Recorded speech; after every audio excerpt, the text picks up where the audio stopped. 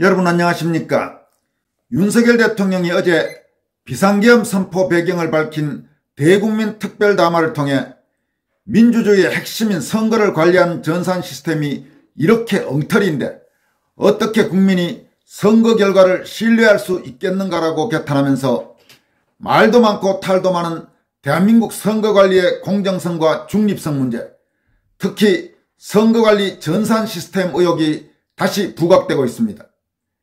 이런 가운데 노무현이 대통령에 당선됐던 2002년 대선을 앞두고 선관위에 선거 전산 장비를 납품했던 관우정보통신 류재화 대표가 당시 대통령이었던 김대중을 비롯해 이해찬, 박지원, 신건의 주문을 받아서 부정전자개표기를 만들었다는 충격적인 증언을 했다고 스카이데일리가 단독 보도해 류재화 대표 증언의 진위 여부에 관심이 쏠리고 있습니다. 노무현이 당선된 2002년 대선은 한국 대선에서 전자개표 시스템이 도입된 첫 대선이었습니다. 당시 김대중 정권의 일방적인 대북 퍼주기와 권력형 부정부패, 극심한 지역 편중 인사로 김대중 정권의 지지도는 바닥이었습니다. 이에 따라 대선에 앞서 치러졌던 각종 선거에서 김대중 계열 정당은 모두 참패를 하던 그런 시점이었습니다. 그런 상황에서도 2002년 대선에서는 노무현이 이회창을 누르고 대통령에 당선돼 김대중에 이은 좌파 정권 재창출이 가능했던 그런 선거기도 했습니다. 2002년 대선을 앞두고 처음으로 도입된 전자개표기에 기한을 올린 사람은 당시 중앙선관위 전산과장이던 조혜주였습니다. 조혜주는 노무현 정권에서 홍조건정훈장을 받았고 뒷날 문재인 대선 캠프에 합류한 뒤 문재인 정권에서 실질적으로 선관위를 좌지우지하는 선관위 상임위원회에 임명됐습니다. 그는 특히 2020년 4.15 총선 선거관리의 실질적 책임자를 맡으면서 지금까지도 부정선거 의혹 진상규명을 촉구하는 시민단체와 지식인 국민들로부터 4.15 총선 부정선거 의혹의 핵심 인물 중 한 명으로 지목되는 인사입니다. 그럼 스카이데일리가 단독 보도한 김대중 이해찬이 부정개표기 제작 주문이라는 제목의 기사 전문을 여러분들에게 소개해드리도록 하겠습니다.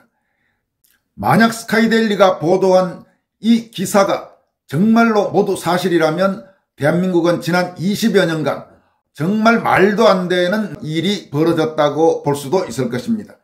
스카이데일리 기사 내용은 다음과 같습니다. 헌정질서를 유린하는 부정선거의 몸통이 김대중, 이해찬, 박지원, 신건이라는 충격적인 증언이 공개돼 진위에 국민적 관심이 쏠리고 있다. 스카이데일리가 입수한 부정선거 카르텔 분석 보고서에 따르면 선거 전산 장비를 납품한 류재화 관우정보통신 대표는 김대중, 이해찬, 박지원, 신건의 주문을 받아서 부정전자개표기를 만들었다고 양심선언을 한 것으로 드러났다. 유 대표는 2003년 중앙선관위에 뇌물을 건넨 로비 사건으로 구속돼 조사받는 과정에서 이같이 폭로했지만 이에 대한 수사는 이루어지지 않았고 관우정보통신은 2004년 폐업했다. 유 대표와 금품을 수수한 선관위 전산 간부에겐 각각 징역형이 선고됐다. 올해 7월 작성된 이 보고서는 지금까지 공개된 보고서 가운데 가장 신뢰할 만하다고 알려졌다. 계엄사령부가 부정선거의 실행 주체로 중앙선관위를 정조준하고 좌파 세력은 윤석열 대통령이 마치 영린이라도 건드린 듯 극렬하게 저항하는 변화의 시기에 부정선거라는 계엄의 본질에 초점을 맞춘 보고서로 주목받고 있다. 특히 보고서는 부정선거의 배후로 이들 정치인을 비롯해 조혜주, 양정철, 이건영, 고한석, 최정무, 김민석의 연결고리를 들여다봄으로써 메커니즘을 읽어내고 이를 통해 사건의 이면에 대한 이해를 높인 것으로 평가된다. 구체적으로 다산그룹과 다산인벤스터, 다산네트워크스, 현디소프트와 이상필, 이상산, SKCNC와 중앙선관위의 인연, 김대중 정부 남북통신망 사업, LG유플러스와 유무선 통신장비 등 좌파 정권이 특정 소프트웨어 및 하드웨어 기업에 특혜를 준 과정과 중국 화웨이 스파이칩 펌웨어 사건의 관련성을 면밀하게 추적한다. 또한 노무현과 한틀 시스템의 전자투표 분류기, 노무현 정부의 대통령 홍보실 인사들의 면면을 다룸으로써 부정선거의 서막이 이미 20년도 더 된 노무현 정부에서부터 고조됐을 가능성을 담담하게 파헤친다. 한국 대선에 전자개표 시스템이 처음 도입된 때는 2002년이다. 관우정보통신과 SK-CNC는 시스템을 구축 운영했고 한틀 시스템은 전자개표기를 납품했다. 이듬해 SK-CNC, 한틀 시스템, 관우정보통신은 선관위의 뇌물수수 혐의로 기소돼 법적 제재를 받았다. 전자개표기에 기한을 올린 조혜주 당시 중앙선관위 전산과장은 기소되지 않았고 노무현 정부로부터 홍조건조 훈장을 받았다. 조혜주는 문재인 대선 캠프에 합류한 뒤 중앙선관위 상임위원으로 영전했다. 다산그룹이 설립한 한국전자투표 주식회사는 선관위의 K보팅 시스템 소프트웨어를 독점 공급한다. 최근에 선거 시스템은 한국전자투표가 해외에 수출한다. 그러나 루마니아, 키르기스스탄 등 부정선거 논란의 국산 장비가 원인으로 지적되고 있다. 앞서 미루 시스템이 납품한 전자개표기는 콩고 선거 부정에 화근이 되면서 콩고 정부가 한국 정부에 강력 항의하는 사태가 벌어지기도 했다. LG U+ 무선기지국과 중계기 내 중국 화웨이 장비는 또 다른 논란을 야기했다. 비정상적인 접속으로 선관위의 정상적인 네트워크에 개입해 조작할 수 있다는 것이다. 증거를 찾기 위해 서버 보전 신청 등 법적으로 소송을 걸었지만 선관위는 소송 중 모든 서버를 교체하고 증거를 인멸한 사실이 드러났다. 화웨이는 기지국에 설치된 장비의 백도어를 통해 가상 네트워크를 만들 수 있다. 가상 서버는 선거 데이터에 실시간 데이터를 탈취하고 명령도 내릴 수도 있다. 선관위 프로그램에 미리 원하는 조작 함수를 심어놓고 실행시키는 방법과 선거 당일 실시간 조작 명령도 가능하다. 백도어는 정상적인 인정 절차 없이 컴퓨터와 암호 시스템에 접근할 수 있게 하는 스파이 장치다. 미국 주간지 블룸버그 비즈니스 위크는 2018년 10월 중국군 공작원들이 좁쌀만한 크기의 해킹용 칩을 제작해 회로기판 즉 마드보드에 조직적으로 이식한 행위를 적발했다고 보도했다. 스파이칩은 운영체제의 핵 즉 코어를 변경하는 기능이 있어서 통화 내용을 엿듣고 문자 메시지나 메일을 복제할 수 있다. 이처럼 심각한 국민주권 강탈 의혹 사건에 대한 국민적 무관심이 보고서 집필에 발단이 된 것으로 보인다. 보고서는 핵심 의혹 인물들의 연계고리를 추적하는 데 상당 부분 할애함으로써 부정선거의 몸통을 속단하기보다는 향후 사정당국 수사의 가능성을 폭넓게 열어젖힌 것으로 평가된다. 한편 윤 대통령이 12일 대국민 담화를 통해 중앙선관위 전산 시스템을 점검하도록 국방부 장관에게 지시했다고 공식 확인함에 따라 향후 사정당국의 칼끝이 부정선거 실행 세력으로 향할지 국민적 관심이 쏠리고 있다. 윤 대통령은 대통령으로서 국정원의 보고를 받고 충격에 빠졌다며 민주주의 핵심인 선거를 관리하는 전산 시스템이 이렇게 엉터리인데 어떻게 국민이 선거 결과를 신뢰할 수 있겠나라고 개탄했다. 지금까지 노무현이 대통령에 당선됐던 2002년 대선, 당시 대통령은 김대중이었습니다. 그 선거를 앞두고 선관위에 선거 전산 장비를 납품했던 유재화 관우정보통신 대표가 노무현 정권이 출범한 2003년에 김대중, 이해찬, 박지원, 신건의 주문을 받아서 2002년에 부정 전자개표기를 만들었다고 그렇게 폭로했다는 스카이데일리의 보도 내용을 전해드렸습니다.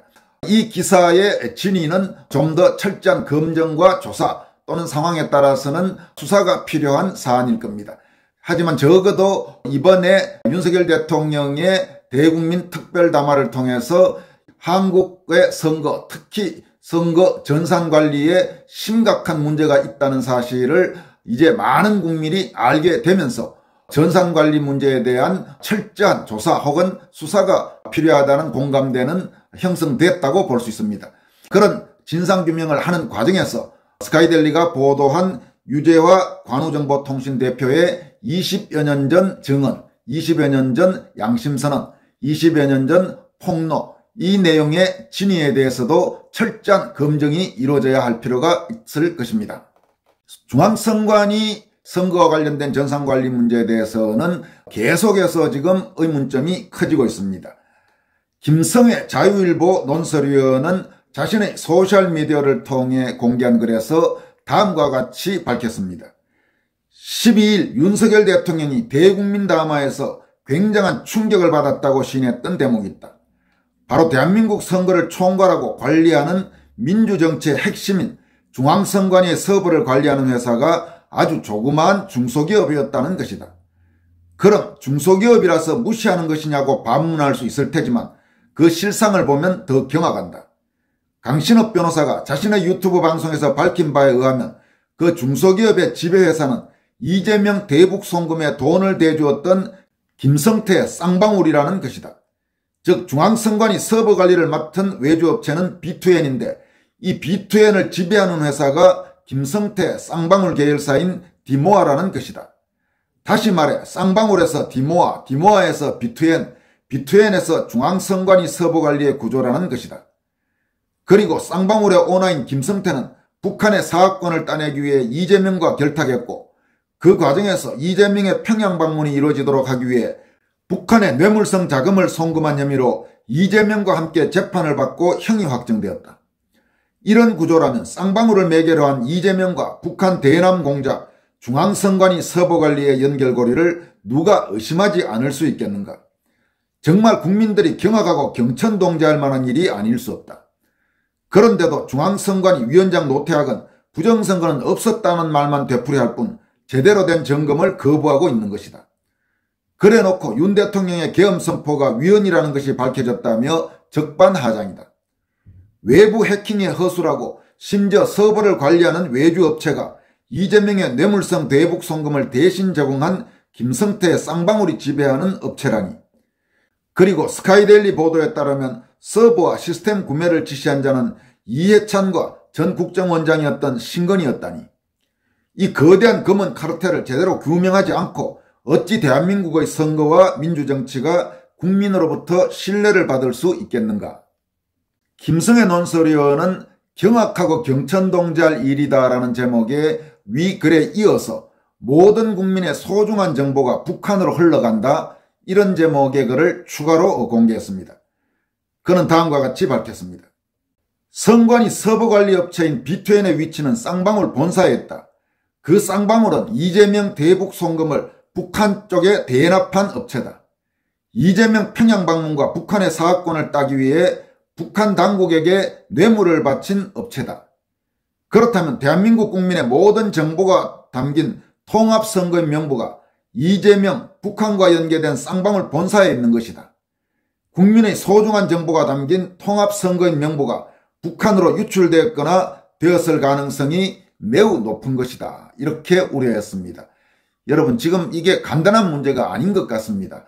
현 시점에서 어떤 예단을 하는 것은 피한다고 하더라도 분명히 지금 중앙선관위의 선거관리는 대단히 심각한 구멍이 뚫려 있고 그동안에 어떤 일들이 벌어졌는지 철저한 진상규명과 수사가 필요하다는 것은 이제 공감할 수 있을 것입니다. 지금까지 권순할TV였습니다. 고맙습니다.